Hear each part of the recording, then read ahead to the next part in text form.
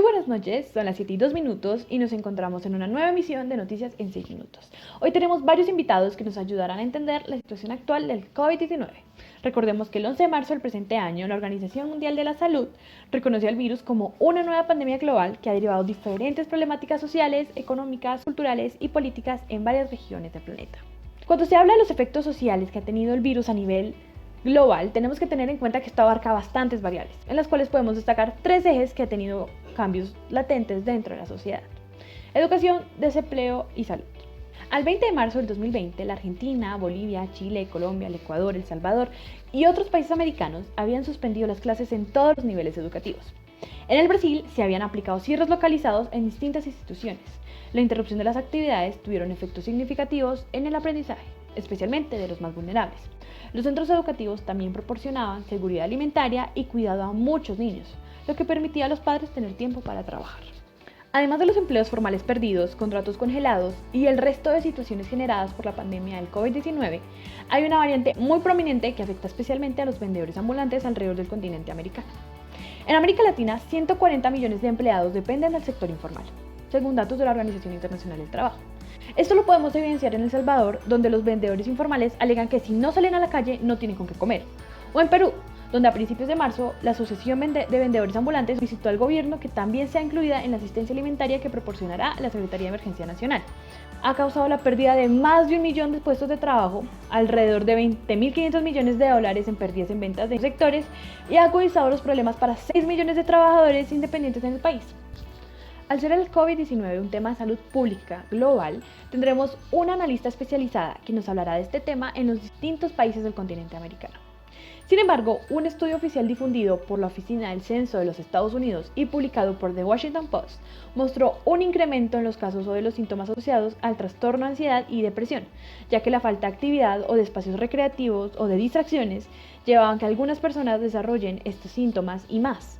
Así lo revela también este estudio, en el que se destaca que el 24% mostró síntomas clínicamente significativos de trastorno depresivo mayor y el 30% mostró síntomas de trastorno de ansiedad generalizado. Esos resultados reflejan una profundización en las tendencias existentes: aumento de la presión, el estrés y el suicidio dentro de los jóvenes adultos. De los aspectos políticos y teniendo en cuenta los diseños de investigación, análisis del discurso y análisis de contenido, para obtener de forma más detallada los discursos realizados por los dirigentes del continente americano, encontrado en redes sociales. Por ende, se hace una revisión de los conceptos que los gobernantes repiten en sus discursos para dirigirse a la población en tiempos del coronavirus.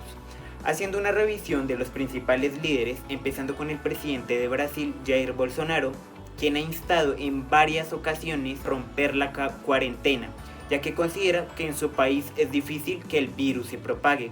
A pesar de esto, Brasil cuenta con más de 505.000 casos y más de 29.000 muertes, que muestra la debilidad del país en la etapa de mitigación y contención del virus. A continuación, algunas palabras del Principales deben abandonar el concepto de tierra arrasada, la prohibición de transporte, el cierre del comercio y el confinamiento masivo.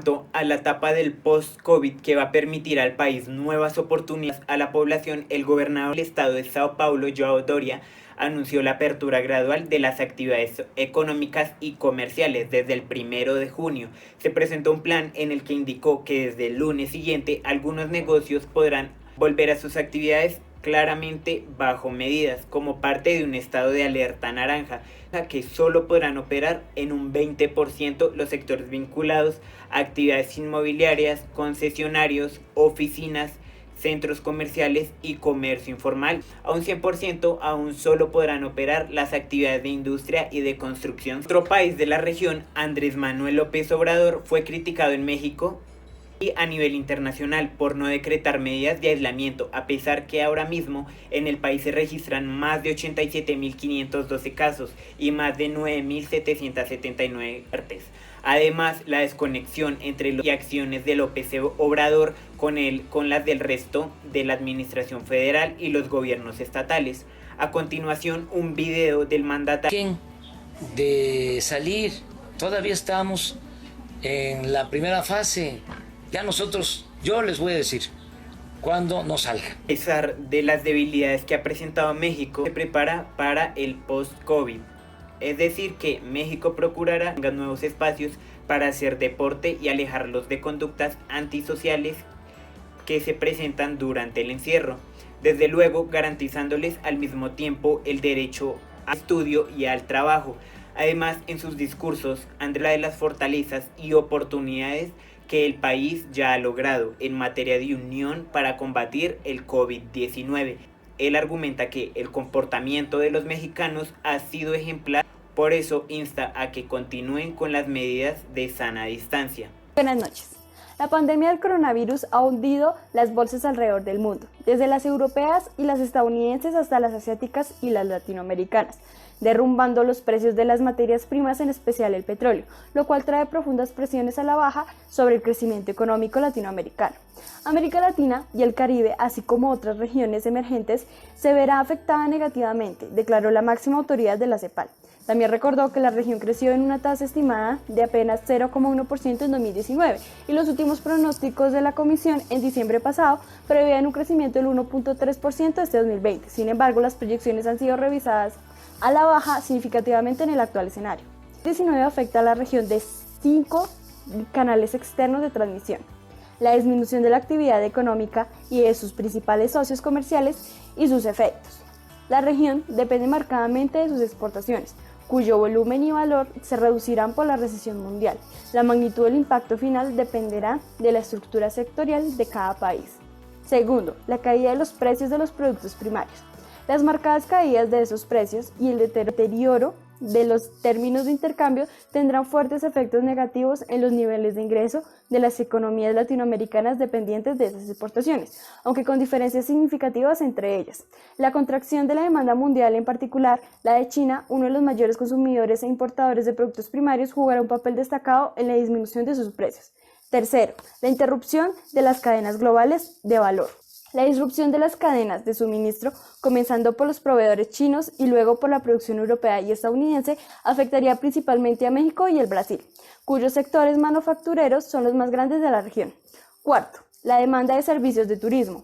En particular, los pequeños estados insulares en desarrollo del Caribe pueden ser muy afectados. Si los mayores efectos del COVID-19 se sienten en el segundo trimestre de 2020 y se concretan en prohibiciones o autorrestricciones de viajar de 3 meses de duración, la actividad turística en el Caribe se contraería un 25%. Quinto, la intensificación y aversión al riesgo y el empeoramiento de las condiciones financieras mundiales. Esto conlleva una mayor demanda de activos seguros. Por ejemplo, las tasas de rendimiento de valores de Estados Unidos han llegado a niveles históricamente bajos.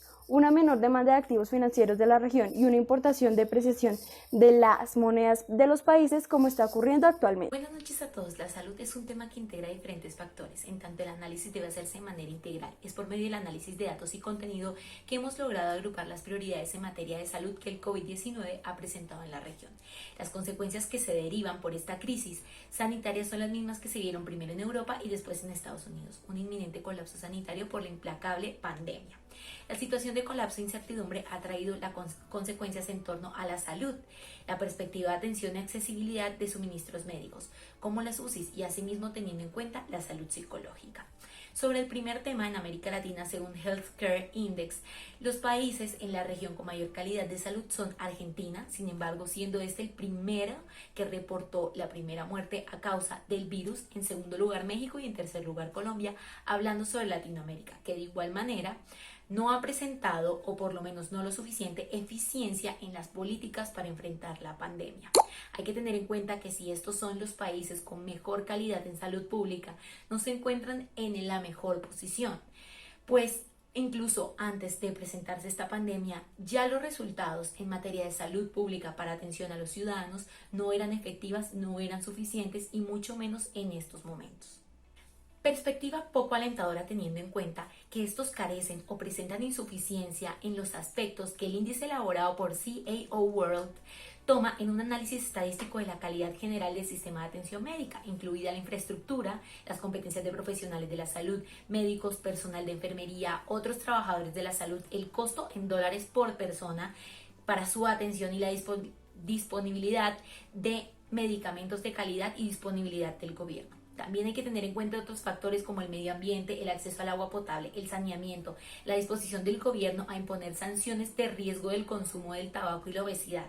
La clasificación analiza 89 países, en las cuales, siendo estos los mejores de Latinoamérica, no se incluye completamente el tema de la salud mental, que poco o casi nada se encuentra entre la prioridad de los gobiernos en medio de esta pandemia. Sin embargo, según los expertos, esto se ve en crisis hacia futuro, pues serán los jóvenes que están atravesando por este momento los ciudadanos del futuro, que no van a entender la transformación de esto como tal manera nosotros lo podemos hacer.